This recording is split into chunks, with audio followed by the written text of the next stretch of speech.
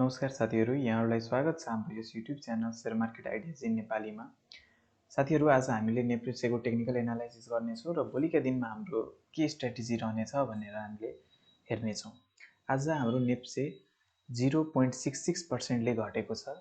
त्यो भनेको -13.90% पोइन्टले घटेको हो।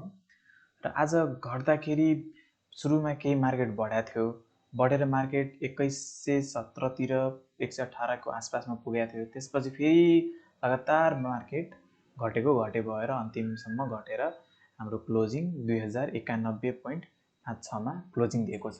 र आज हामीले हेर्ने हो भने आज top गेनरमा UNL, BHPL, CORBL, AHPC, AKPL रह्यो भने टप लुजरमा हाम्रो आज डिभेन्चर, गरिमा डिभेन्चर 2085 को, BLBS, MSLB, PMHPL र NICL रहेको छ टप लुजरमा भने। टप टर्नओभरमा हाम्रो API, AKPL, NIC Asia, SDL, NGPL रहेको छ। र आज हाम्रो भोल्युम भनेको 1 अर्ब 73 करोड भन्दा बढीको कारोबार भएको छ।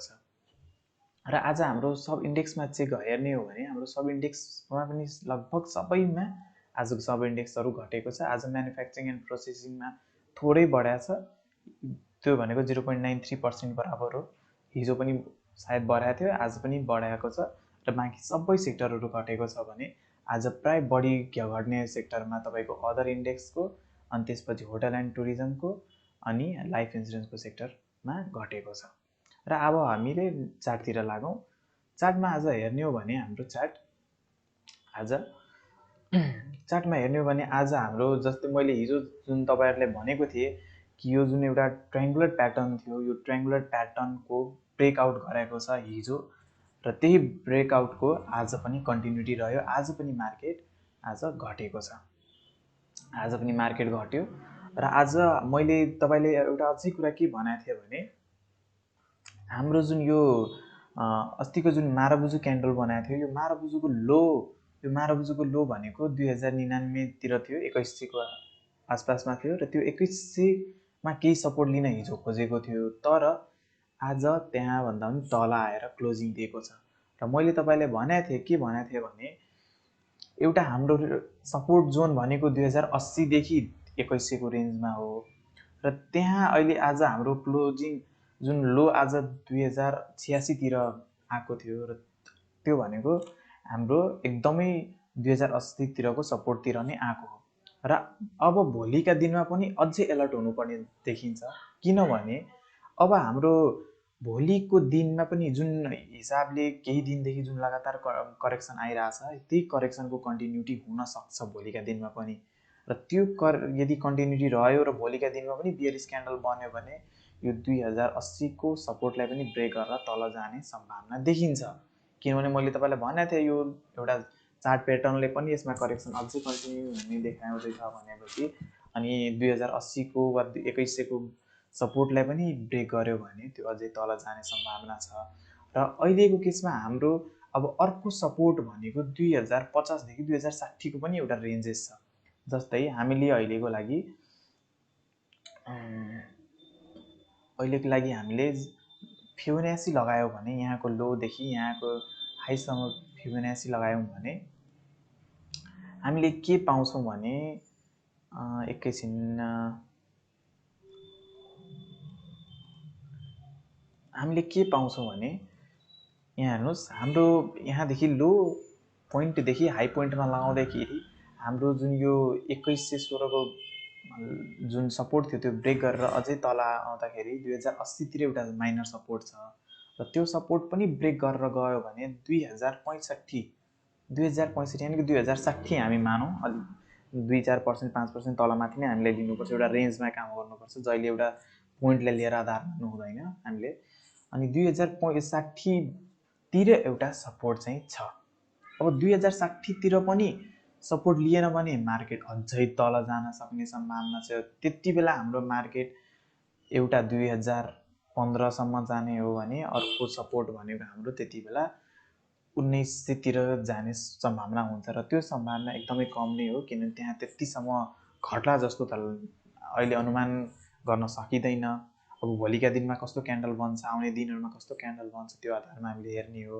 अहिलेको लागि तत्कालै यो 1900तिर गइहाल्ने त देखिँदैन र 2065तिर एउटा सम्भावना छ र 2065तिर यदि त्यस्तो बाई क्यान्डल बन्यो, बाइङवाला क्यान्डल बन्यो र त्यहाँ चार्ट प्याटर्न त्यस्तो कुनै या त्यस्तो चार्ट प्याटर्न बन्यो भने त्यति बेला हामीले बाईतिर लाग्न सक्छौँ। अहिले हाम्रो बाई अहिले बिस्तारै अब यो जुन हिसाबले घट्दै गइरहेछ यसमा हामीले केही मात्रै एकैपल्ट सबै बल्कमा बाई भन्दा पनि हामीले पार्सली बाई गर्दै जानुपर्छ बरु।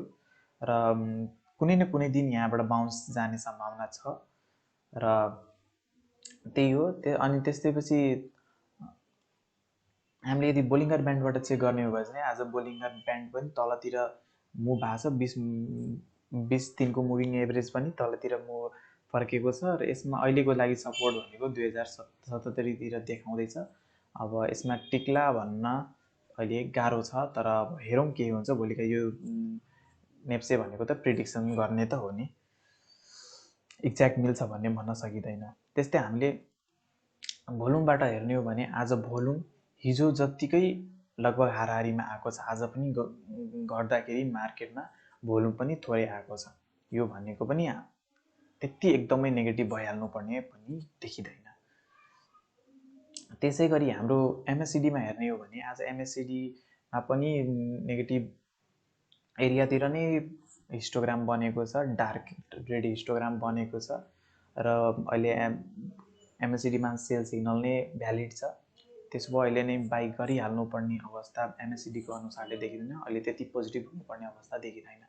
त्यसै गरी हाम्रो आरएसआईबाट हेर्ने हो भने आरएसआई अझै आज तल गएर 46 एराउन्डमा आएर क्लोजिङ भएको छ। अहिले अझै यो घट्ने नै देखिन्छ, अहिले पोजिटिभ भइहाल्नुपर्ने अवस्था देखिँदैन। त्यसो भए अब यदि तपाईँले अब सानो छोटकरीमा भन्ने हो भने अहिले हाम्रो बाइङ गर्ने देखिँदैन। बाई सिग्नल आएको छैन चार्ट प्याटर्नबाट, यो क्यान्डलस्टिक प्याटर्नबाट बाई गरिहाल्नुपर्ने देखिँदैन। त्यही पनि तपाईँले पार्सली बरु थोरै बाई गर्न सक्नुहुन्छ। एकैपल्ट धेरै बाई नगरेर बरु पार्सली केही उठाउँदै जाने, त्यति गर्न सकिन्छ भने सेल गर्नको लागि अहिले सेल गरिहाल्नुपर्ने अवस्था देखिँदैन, किनभने मार्केट धेरै तल गइसकेको छ। अब योभन्दा अझै तपाईँले घाटा खाएर बेच्नुपर्ने, त्यस्तो हतार गर्नुपर्ने अवस्था देखिँदैन। अहिले केही दिनहरू होल्ड गर्दा नै राम्रो। बाँकी तपाईँको स्ट्राटेजीले के भन्छ तपाईँले अनुसन्धान गर्नु होला। सो साथीहरू, आजको लागि यति नै। आउने दिनहरूमा अझै मैले टेक्निकल एनालाइसिस गरेर देखाउने छु तपाईँलाई। र तपाईँहरूले कुनै पार्टिकुलर स्टकमा यदि हेर्न चाहनुहुन्छ, एनालाइसिस चाहनुहुन्छ भने मलाई कमेन्ट गरेर बताउन सक्नुहुन्छ। धन्यवाद। तपाईँको दिन शुभ रहोस्।